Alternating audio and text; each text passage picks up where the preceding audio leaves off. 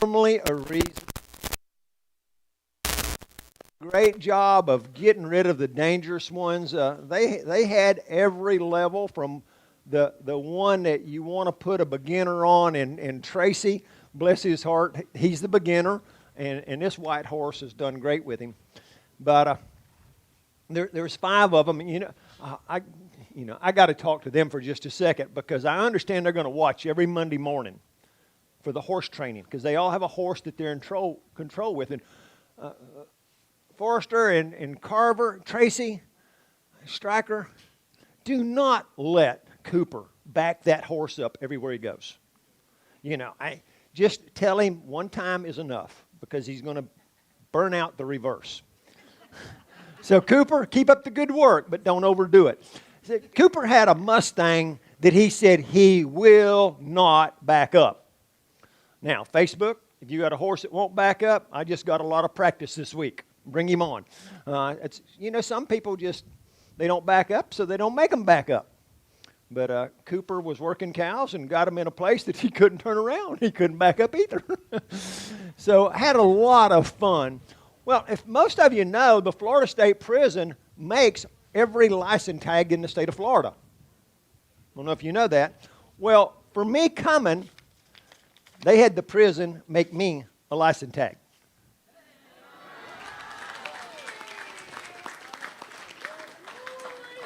And I'm a little skeptical, because they had it made before they even met me. But they invited me back. But I wanted to show that to everybody, and it will be on my truck by next week.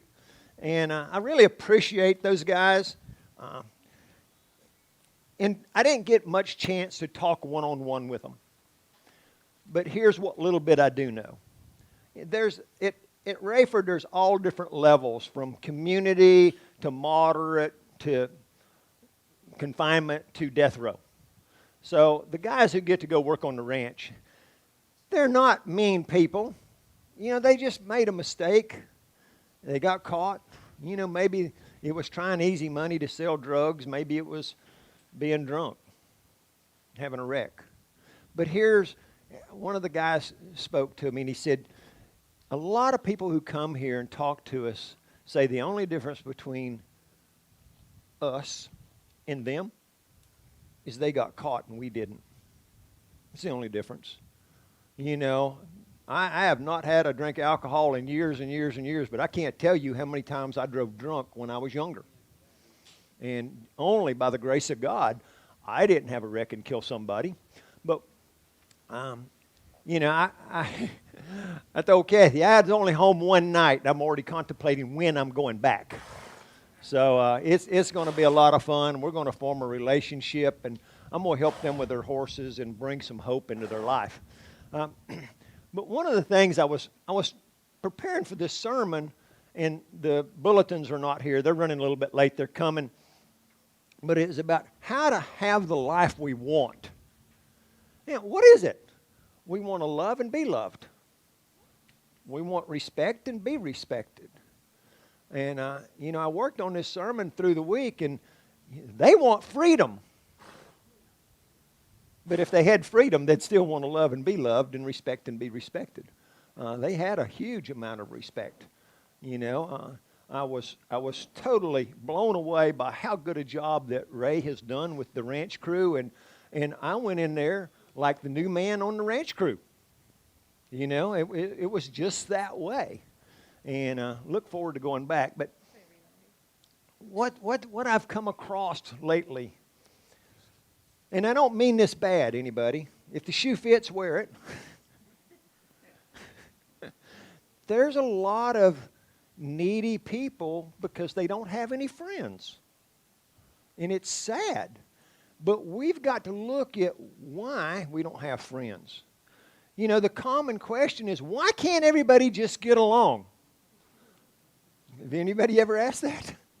And we're going to answer that from a couple of different perspectives later on today. But right now, come on up here, Chris, and that way bring the microphone.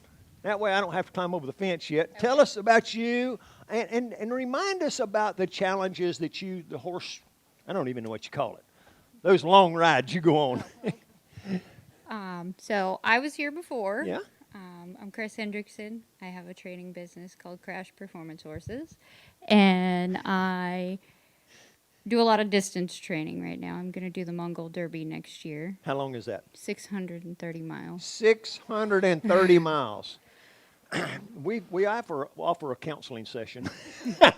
I might need it. But so my training program is a lot of outside. I ride Green Swamp, I ride Colt Creek, I ride a lot out. I have a covered pen at my house, but I don't ride in it that often. Yeah, I'm usually out in the pasture or the grove. And I get horses, all different horses. I get Arabs, I get quarter horses, I get basically anything. I try to do the best that I can with them, try to condition them, get them safe so someone can enjoy them. That's kind of my... You know, when I first started off helping people with horses, I had two things that I wanted to show. Two things that I want to help people with. Number one is safety. Number two is fun. I don't care if your toes are down, your toes are up. I don't care if you sit side side. But here's what I know. If you get hurt, you'll quit riding. Mm-hmm. If you're not having fun, you're going to quit.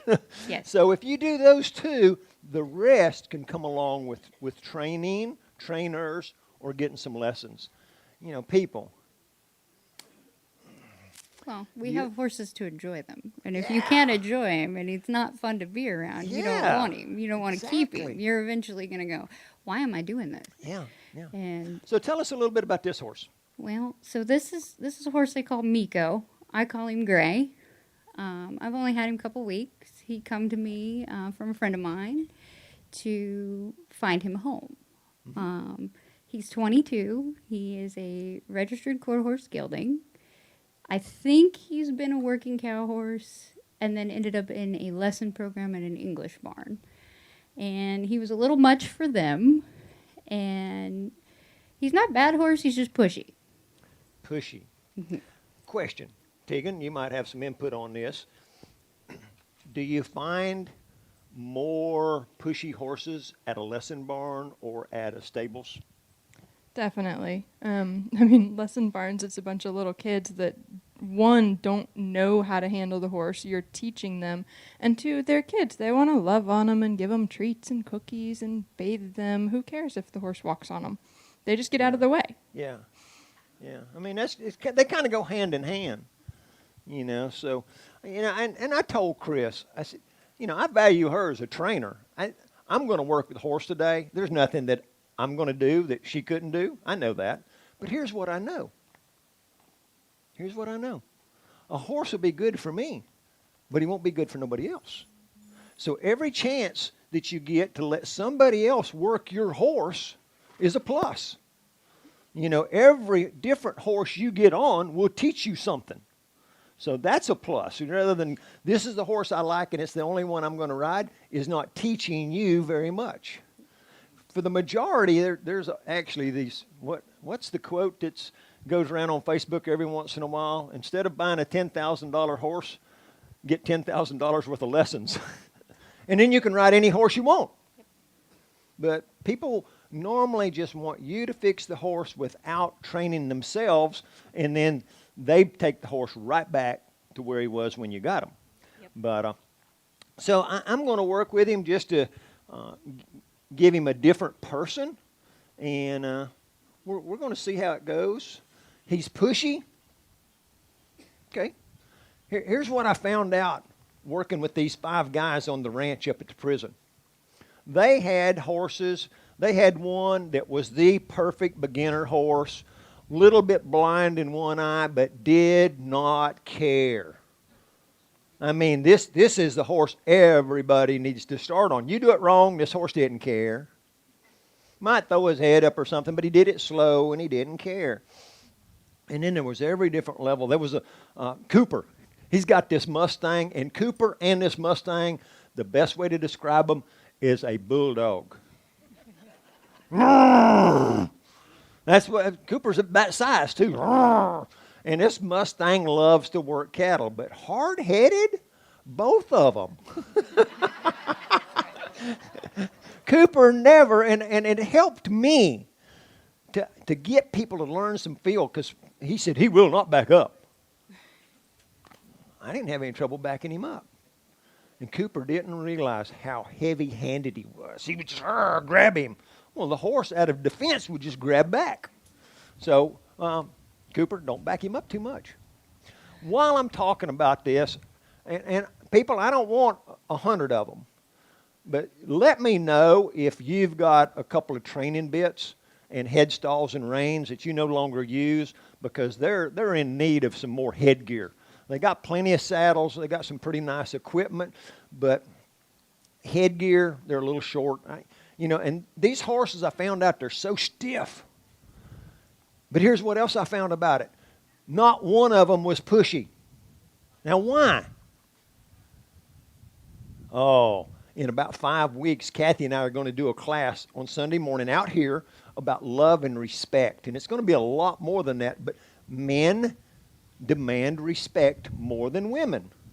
Women want their horses to come in and be nice and be pushy and step on your feet. Men want their horses, you stand over there. So none of I just caught it. Wow. None of their horses was disrespectful about getting in your lap. So men are different than women.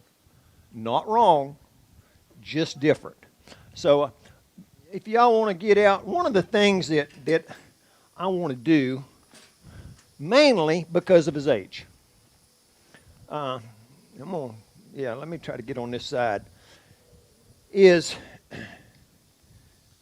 going to go ahead and put this on him because he's a little pushy. Mm-hmm. Because I got a deal for it. 22 in human age, how old would that be? Do you know does anybody know the formula for human age, horse age? But 22 for a horse is old. I mean, that wouldn't surprise me if it's like 80 or something.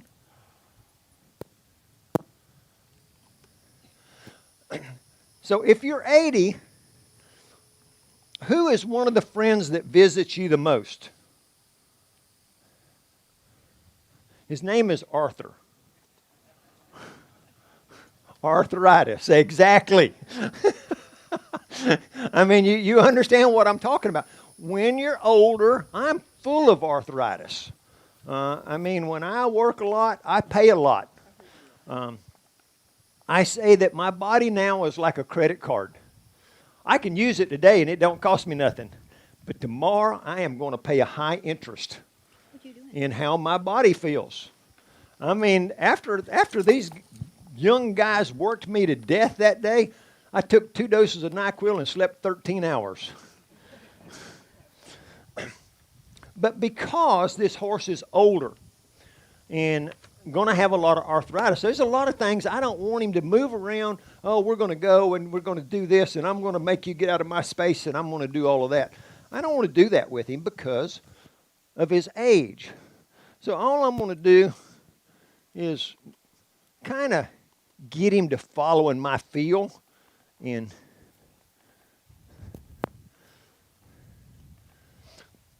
now, if I give away some of my secrets here, and what I showed Cooper with the horse that will not back up.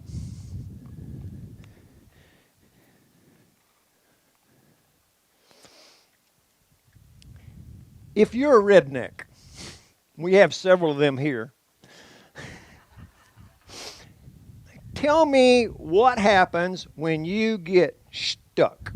I'm going to say I have spun my truck down and this is as far as it will go. Well, it don't matter if you're going forward or a horse won't back up going in reverse.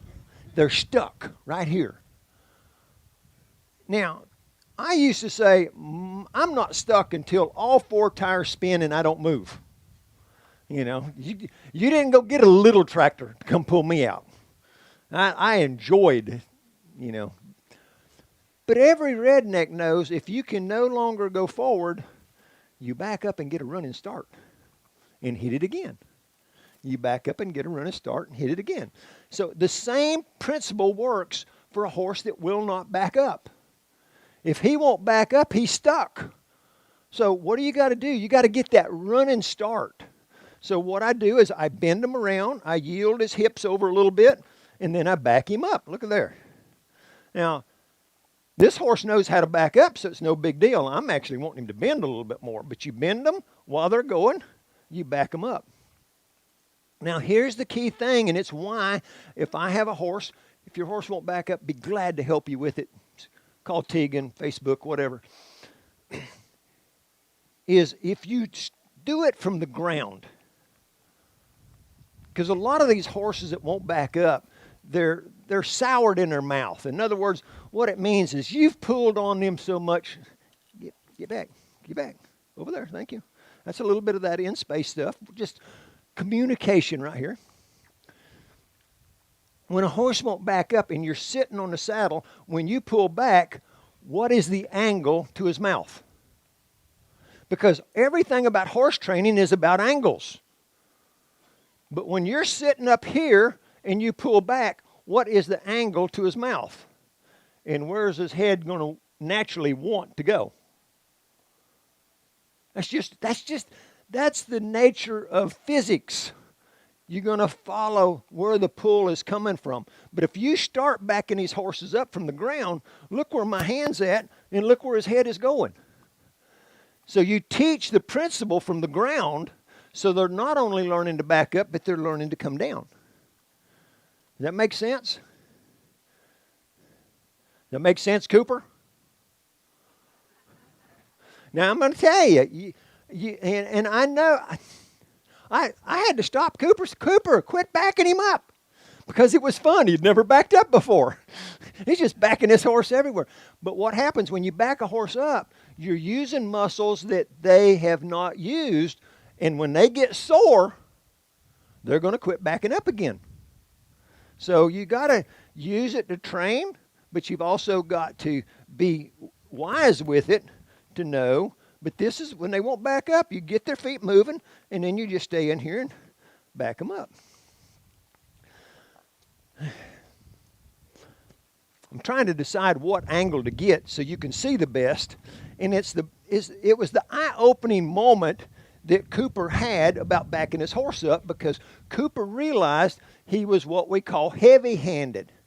In other words, to back him up, he pulled 5 pounds. Whatever you start off with, you'll have the rest of your life. That's the horse's cue. You want to start off with 6 ounces. And if that don't work, you might build, but your goal is to come back down to 6 ounces. You want to be able to do a finger and a thumb and get their nose or back them up. But if you start off with more pressure, they never learn to work off the light pressure. You know the story. Use as little pressure as possible, but as much as needed. And sometimes, when I rode, I don't remember Cooper's horse's name, but it was just get a little bit of pressure.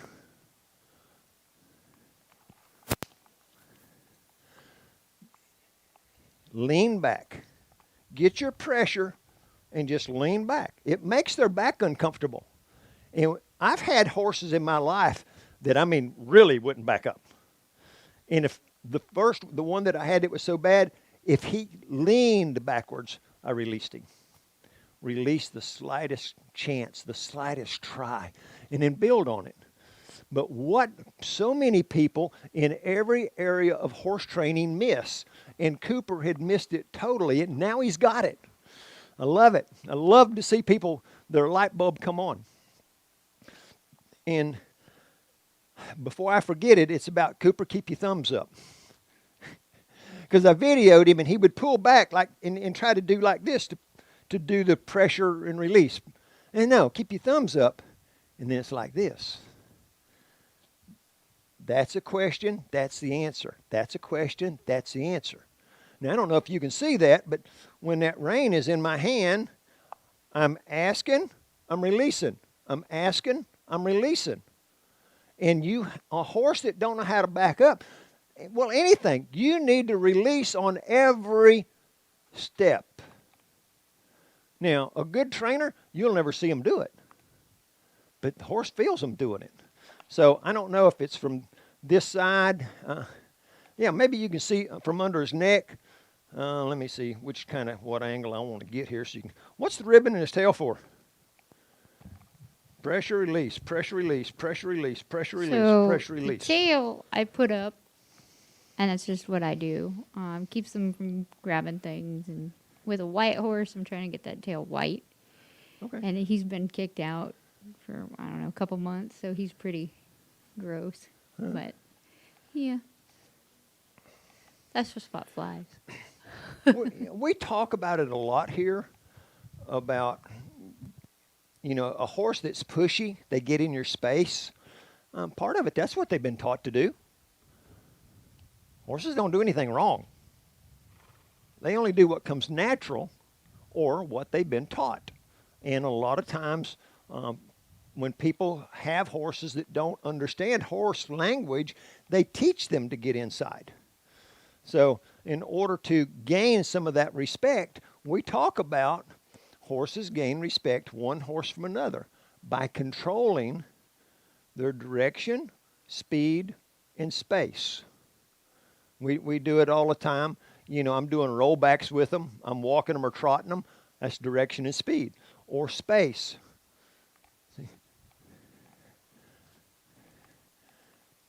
See, and here's what people don't get. And that, it might be my fault because I don't tell you enough.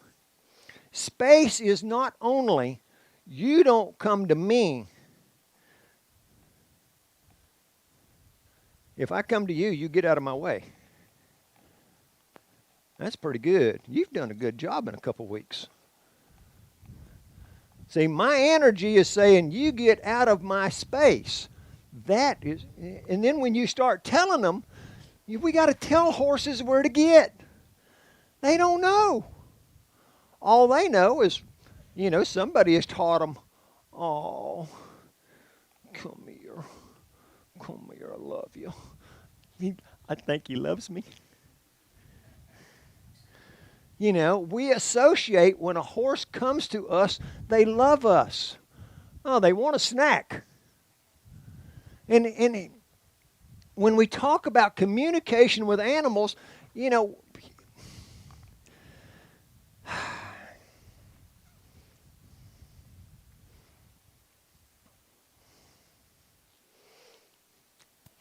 just for the fun of it. Oh, okay, now wait a minute. Remember, there was an extra donut in there somewhere. Just for the fun of it. Remember a couple of weeks ago I talked about I play the game with my grandchildren, and you have to make it a game. And I get them up there close to me, and I say, Abe, Lenny, let's play this game.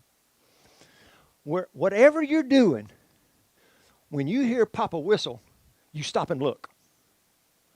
And we play this game. I start off, I don't let them get very far. I whistle, and they stop and look. And I let them get a little further. And pretty soon, they're not even wanting to leave. They're just looking for me to see if I'm going to whistle. But I wait until they get off, and I whistle, and they stop and look. Because they have been yelled at and talked to so much. Well, I'm not going to say they get yelled at all the time. Maybe sometime. But when they're going out into traffic, and you scream stop, if that's where they want to go, they get faster. But if I whistle, they stop and look. Now, I used that training technique for years working cows. Get back. I had catch dogs.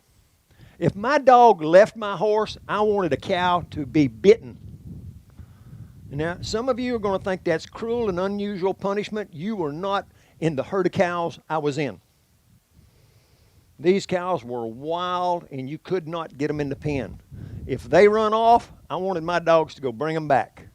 Now, I worked a lot with Tom Watts, and his dogs were what we call drive dogs. They would bark and circle and bark and get right in their face, but they never bit them. Well, it was a God thing. He sent his dogs with a whistle, and I called mine back with a whistle. So when he sent his, mine just stayed there like, okay, I'm where I'm supposed to be, which was behind my horse. That's where they're supposed to be. So I got this whistle thing with the with the dogs. And, I'm talking about 30 years ago. I used it on my children. I whistle, you look. I whistle for the children, you come. Well, I can't tell you how many years ago it was, probably 20. We had got somebody's timeshare down in Port Charlotte, and where it was at, all the bottom, it was a dock that went out over the water, and all the bottom was businesses, shops, restaurants, girly type stuff, or a sports bar. And upstairs was rooms. Well, somehow Kathy and I got separated, and I thought, well, maybe she went to the room.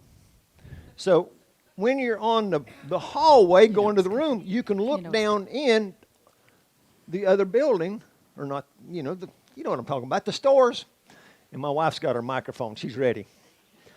And I saw Kathy. I mean, she was from here to that building away from us. And I saw her walk out of one store, go into another, and I whistled at her. And she came. Fast. And I said, I'm not a dog, and don't you ever treat me like a dog. there you go.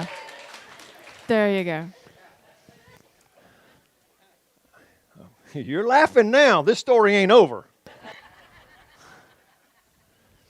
No person wants to be treated like a dog. People, no dog wants to be treated like a person. God did not create them that way. You might think, oh, yes, he does. No, he don't. Now, I've seen some cute things, but we think different than the animals do. And I forgot totally where I was going with this story. That's what happens. You're trying to tell stories on me.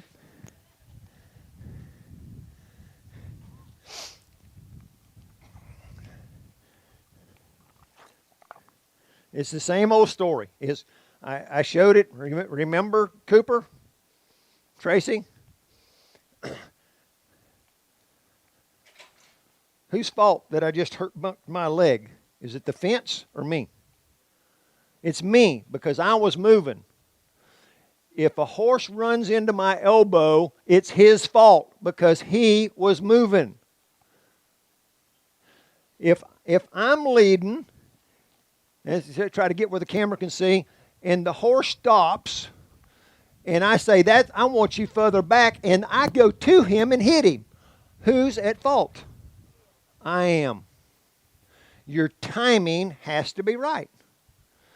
You know, the difference between training and the everyday pleasure rider is their timing is normally wrong. They don't respond to something until it happens, and then it's not a reflex, so then they got to think, what am I supposed to do now? It's too late. Where when I'm doing this exercise, I set the horses up.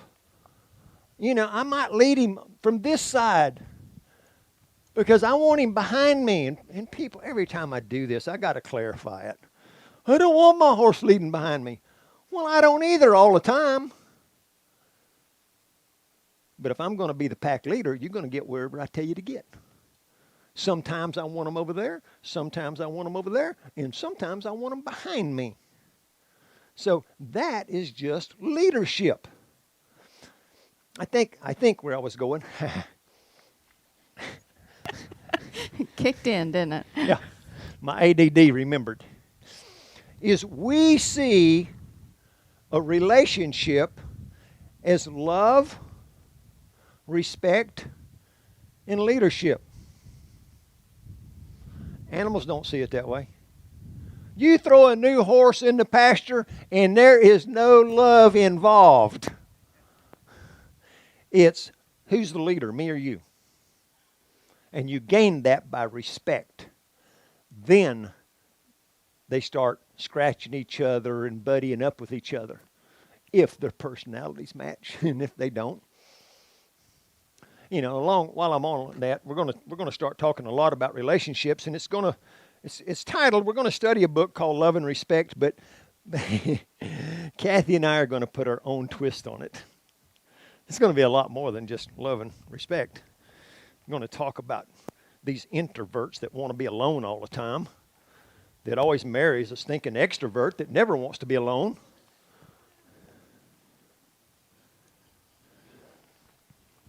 But if your horse is crowdy, pushy, wants to be on you, one of the best things you can do, and I promise you, you've already done too much training on this one. Most of them, you go to push him away, and they go, "What?"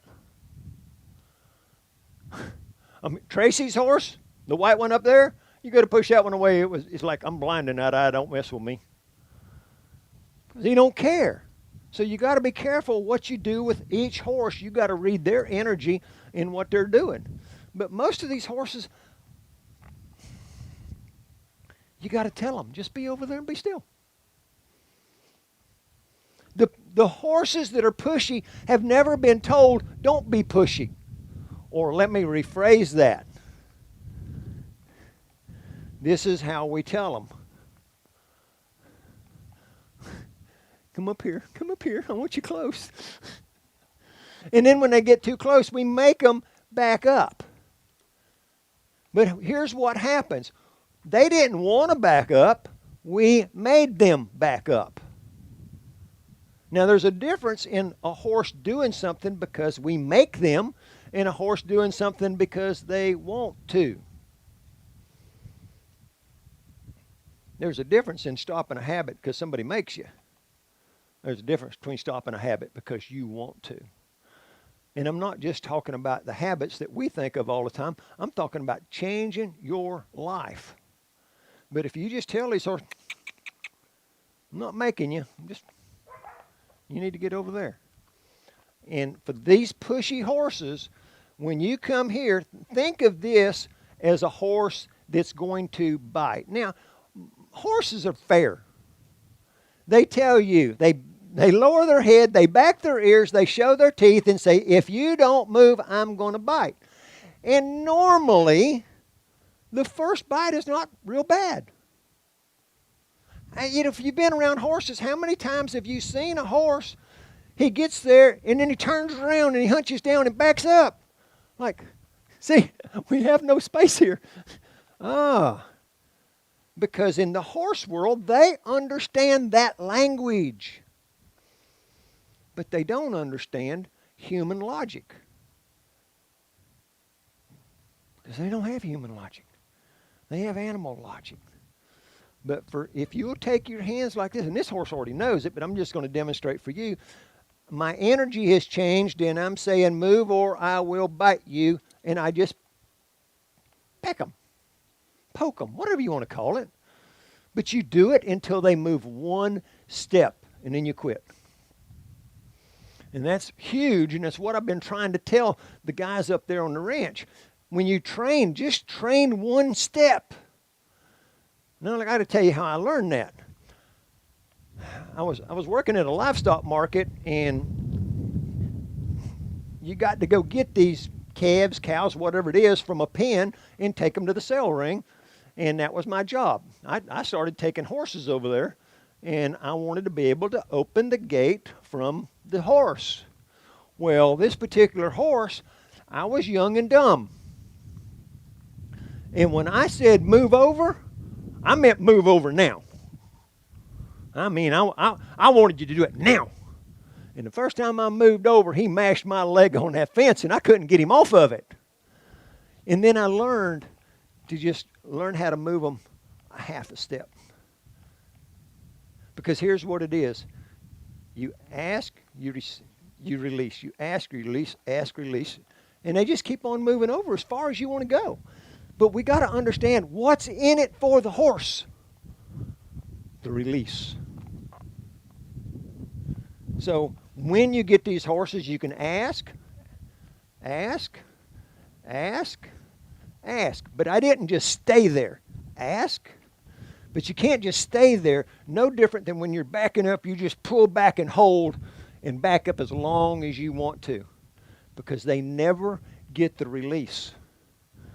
That's why when I'm training, my riding is like that.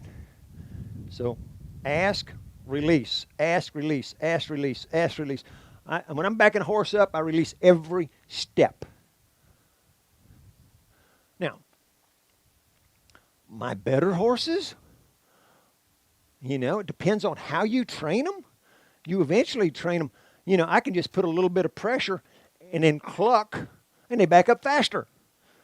Because all of my groundwork, the only English word I use is, ain't a word, is it? But that means go or go faster. So whatever you're doing, if you want them to go faster, you cluck. And I would actually, for my team roping horses, if I put them in reverse, I wanted my hand to be like your automatic transmission. How far do you have to go from reverse, neutral to drive? Well, that's the same way I wanted my hand. Forward and reverse is that close. But when I put my team roping horses in reverse and I kicked them, what happens when you put your car in reverse and mash the gas? You go in reverse faster. So that's how you get horses to back up faster. It's not by pulling harder. It don't help when you jam it in reverse more and more. It don't go in reverse faster. It just makes it a broken transmission. But if you learn these little subtleties of what's in it for the horse, how can we better communicate so that the horse understands? My son says we need to be 1% smarter than the animal we're working. If you're more than that, it helps, but you've got to be 1% or you lose the battle. And that's what's happened so many times. We don't have that 1% because we don't understand animals. We try to use human logic in an animal world, and it does not work. And we try to use human logic in a spiritual world, and that doesn't work either. That's saying we're as smart as God is. So we've got to look for a better way. We got to learn a better way, and we got to apply a better way.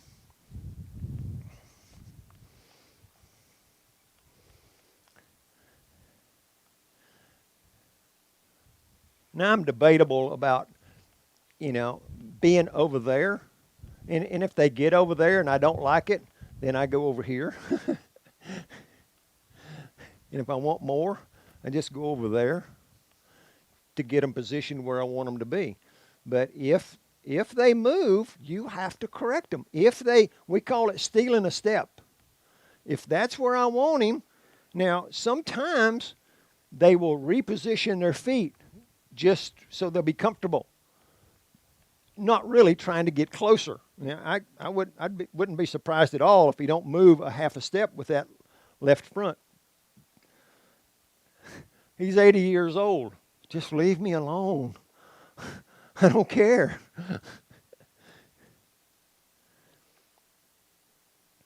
But, you've done a good job. I just think we're short of horses to use for Cowboy-up Ministry, and she just volunteered. Hey, I got one in training. I'll bring him for you. And it's always good to see her and James anyhow.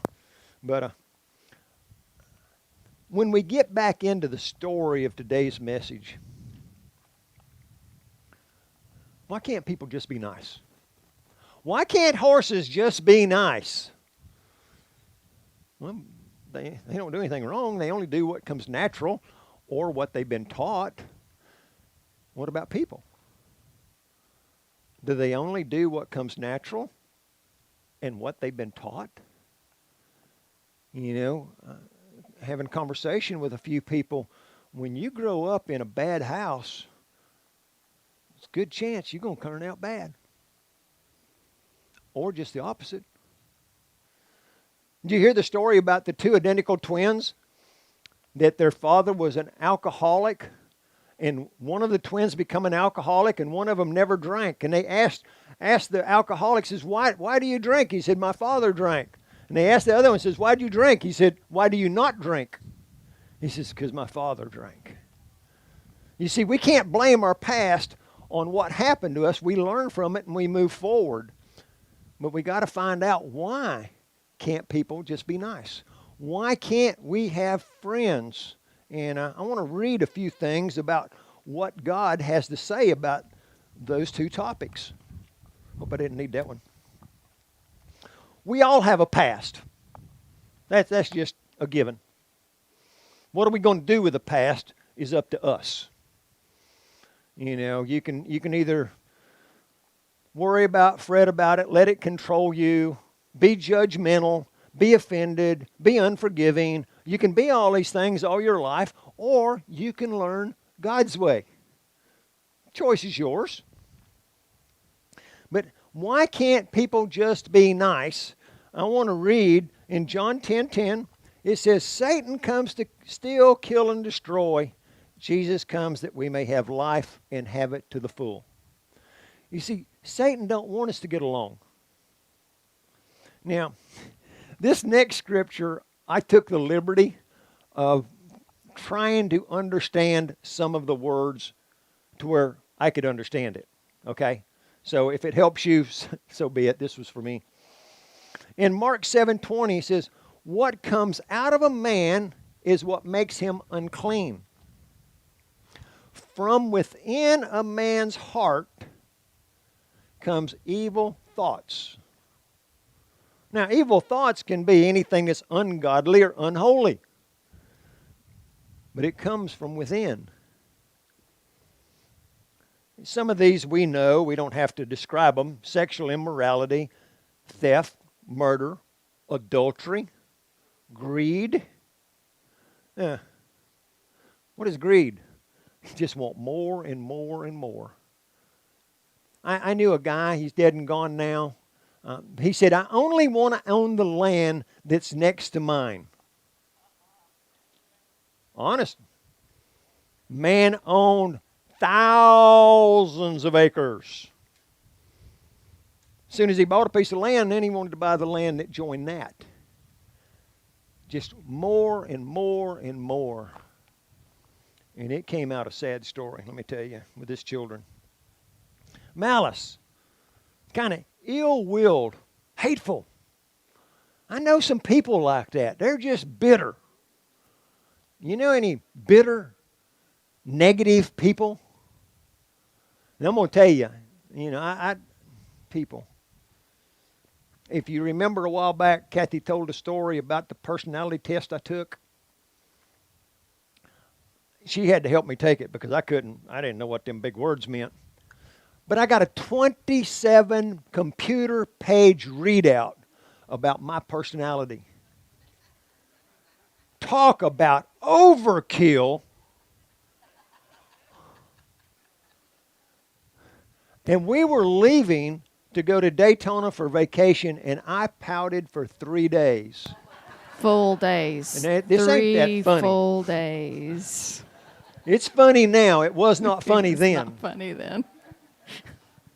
Why did I pout? Because I didn't know how I affected other people. I didn't know what they saw in me. And I vowed to change. Now let me tell you, if you're one of those people that says, I am who I am, like it or not, you're an immature, selfish pig. Nothing godly about that. Because God came to change, to seek and save the lost. When we get that attitude, we're going the wrong direction and we're on the wrong road, and it's selfish. That you don't care what somebody else... Yeah, I had another one. Tyler's ready to mute me. Now, we better get going. I'm running it. Deceit. The act of causing someone to accept as truth or valid what is false and invalid. God. People, when you're buying a horse, they now have drugs that they can give a horse to make him child-proof safety for 60 days. And you won't know it. And when he comes off of that drug, he is a bad horse. That's all I'm going to say.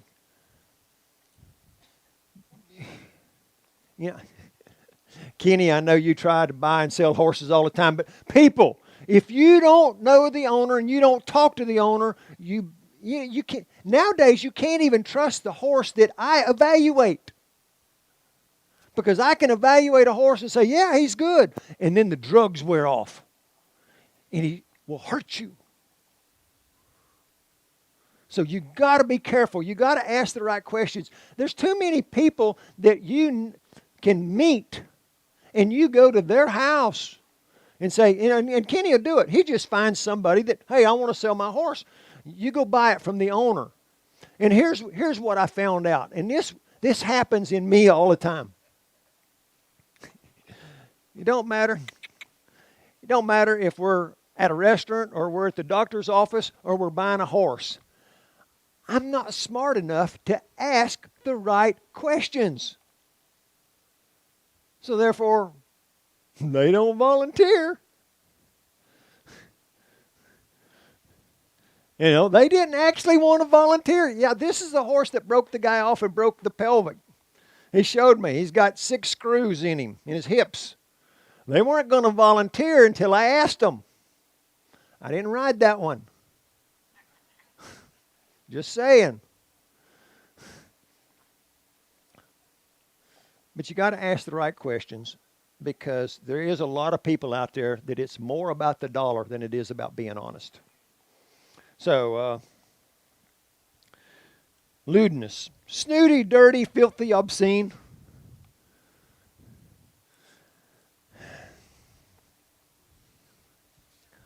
There's I like to watch golf, and one of the golfers last week on day 3 when he got done, he was 6 strokes ahead to win $1.3 million. For him, that's first place.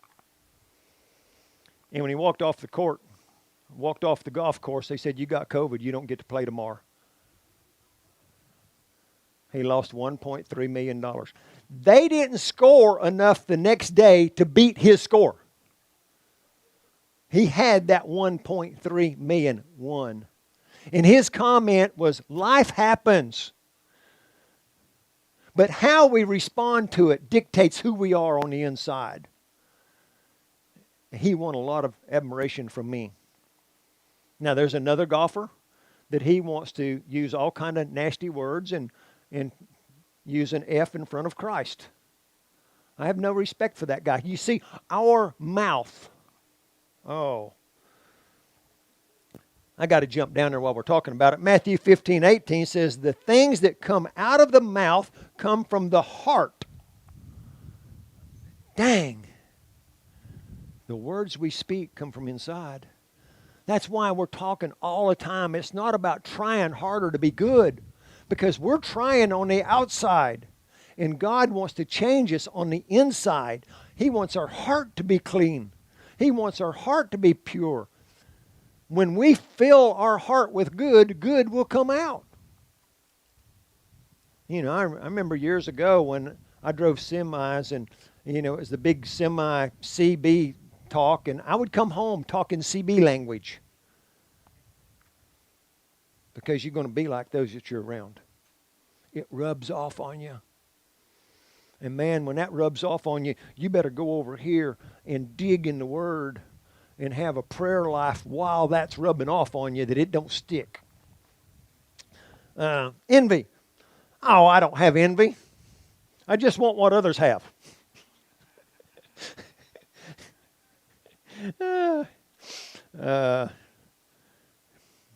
Crude is rough around the edges. You know anybody that's rough around the edges?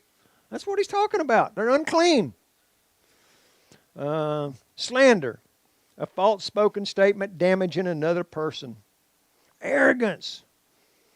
Think they're better than other people. I'm not going to get into it, but I will tell you, because somebody mentioned about do not judge. Do not judge means do not think you're better than they are. It does not judge, I don't think I'm going to pick you up and give you a ride. I got to judge. Are you safe to be around or not? Because I just came from Rayford. Rayford is where they have Sparky. the electric chair. They have a death row with about 300 people on. There is some people that are evil because of Satan and because of what was in their heart, how they were raised. They were raised to be evil. Lack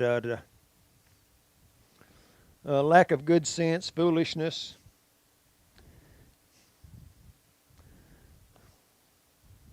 But what do we do with all this? What do we do with it? Why can't everybody be nice? Because they're not going to be nice. The book is full of stories of people killing people and doing the most horrendous things to each other. The world is never going to be nice until it's separated, good and evil. So we can't expect it to be nice, so how are we going to respond to it? You better find some healthy boundaries. And you know, we're always wanting to save the unlost, but, you know, it's kind of like, you know, Jesus, he went and talked with a prostitute, but he didn't go to bed with her. You know, and he didn't spend all of his time there. He spent more time one-on-one with God and then teaching the disciples. We got to balance our life, because if we go too far one way, we get out of balance. We talk about it. If we go too far one way with a horse, they get scared of us. If we go too far the other way, they don't move. But we got to learn, how do we communicate with each other? Why don't we have friends? I struggled with this while I was studying. My viewpoint, a friend is just a stranger I haven't met yet. I'm going to be friend and friendly and respectful to everyone I meet, even at Rayford. Because it was Jesus said, forgive them, for they know not what they do. Now, granted, the crew I worked with, they were on minimum security.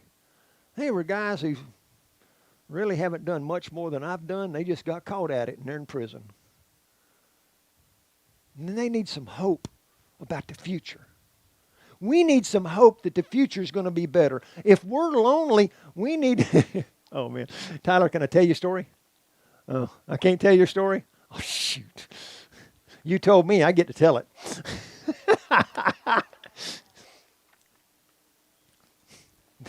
I'll use me and Kathy. Nah, I won't. It works better. We'll say this person, I'm lonely. I'm all alone at home with my dogs. Like, if your dogs aren't your companionship, why have you got them anyhow? That's my first statement. I don't have dogs because I don't want to take the time when I go off to do something with them. And recognize his first statement is usually unfiltered. Just, yeah, unfiltered. Filter the next one. Kathy would say, Me? I would love to be at home alone. But you see, we have different personalities. And what one person needs, the other one doesn't. But when you need more time, you know, like, man, I cannot understand. I'm lonely. If you're lonely, go visit a friend. Go volunteer at a shelter. Go volunteer at the hospital. To be lonely, I don't understand. To be tired? Oh, yeah. But you see, what happens, we can't get friends. And here's the key that Tyler actually shared with me this morning while we're having breakfast. One of the reasons we have trouble making friends is every time we talk, they're negative. Who likes to be around negative people? And you wonder why you don't have friends. Of course, I could add to that, some people don't want to be your friend because you never take advice. That would be Kathy's statement. That would be me, unfiltered. Yep. But we got to understand why we don't have friends. What is there about us that they don't want to be around? We got to get out of this mindset, this is who I am, like me or not. Because the bottom line bottom line is, when people talk to me about their problems, chances are, sooner or later, I'm going to ask them, tell me about your relationship with Jesus. And they kind of go blank. Because without the relationship with Jesus, our world doesn't function the way Jesus wanted us to function. In fact, I think that's called evil, isn't it, JP?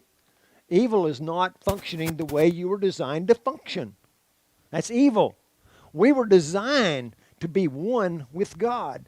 And when we don't have that, our relationships are going to suffer.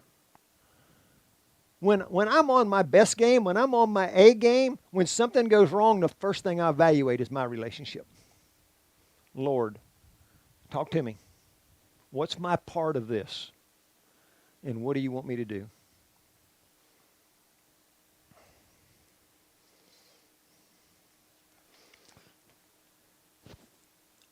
On this friendship thing for just a moment, is when you talk to somebody, here's the scenario. All they do is talk about their problems. After a while, you don't want to hear them. All they do is talk about their accomplishments. After a while, you don't want to hear them. Now, it's one thing if all you do is talk about that, and it's a whole nother thing if I care. And I say, Edgar, I know your son was in the hospital this week. How's he doing? When you start caring about people more than you care about yourself, you're getting in line with God's direction for your life. The acronym for joy is, what is it? Jesus, others, and yourself. My dyslexic kicked in, and when Yeah. I was thinking of joy, it started with a Y. I'm like, that don't work. Because I turned the numbers backwards. But Jesus, others, and then yourself. But here's what I want to share with you. Life ain't never going to be great. But how are you going to respond to it? And in all of your relationships, I don't care if it's with your spouse, your children, your friends, or your coworkers, the first question you got to answer is, how's your relationship with Jesus? Because when that's right, He will give you the wisdom and the words to deal with the rest of it. It's all about the wisdom and the knowledge of God. Before this rain gets here, we're going to close. Let's pray. Father God, I thank you that you've already given us everything we need to be holy and righteous, because you gave us your Son to die for our sins, raise from the grave, and you gave us your Spirit to give us wisdom, to lead us, guide us, and direct us. But Father, so many times we lose our focus on you and we put it on people. We put it on circumstances. We put it on hardships. We put it on offense and unforgiveness.